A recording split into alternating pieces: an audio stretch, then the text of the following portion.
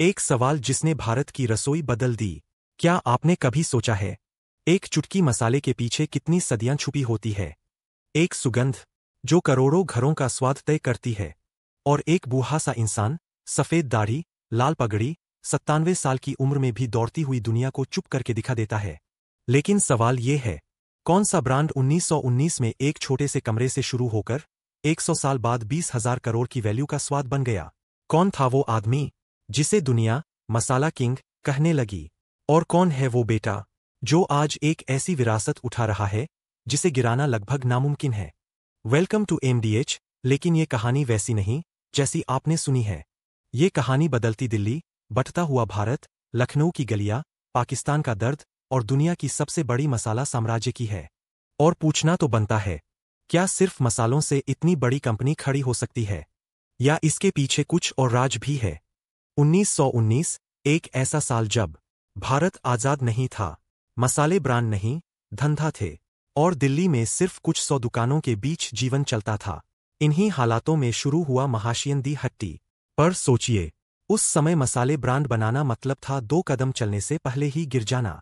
क्योंकि कोई मशीनें नहीं, कोई पैकिंग नहीं, कोई ब्रांडिंग का कॉन्सेप्ट नहीं, और घर घर में औरतें खुद मसाले पीसती थीं।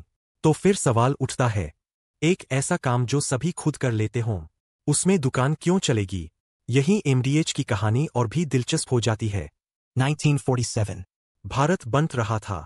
धर्म, दर्द और डर सब एक साथ घूम रहा था।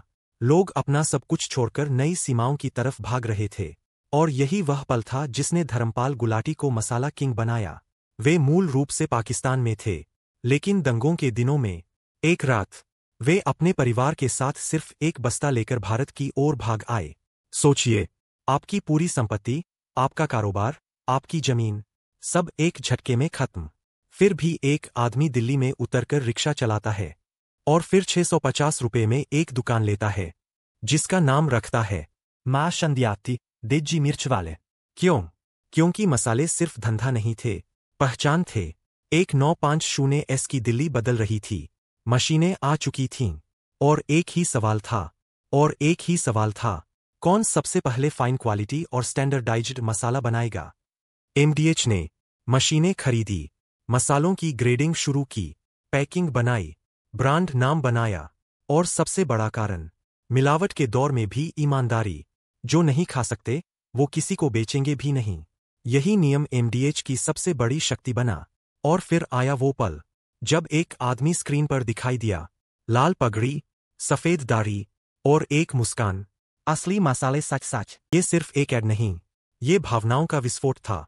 और दिलचस्प बात, ये महंगे ऐड नहीं, खुद धर्मपाल गुलाटी कैमरे पर आए, और वो 70+ उम्र में भी शूट करते थे। ब्रांड को चेहरा चाहिए था, एमडीएच ने चरित्र दिखाया। अमीर बनाता है। एमडीएच की एक अनोखी स्ट्रेटजी, धर्मपाल गुलाटी अपनी आय का 90% दान कर देते थे।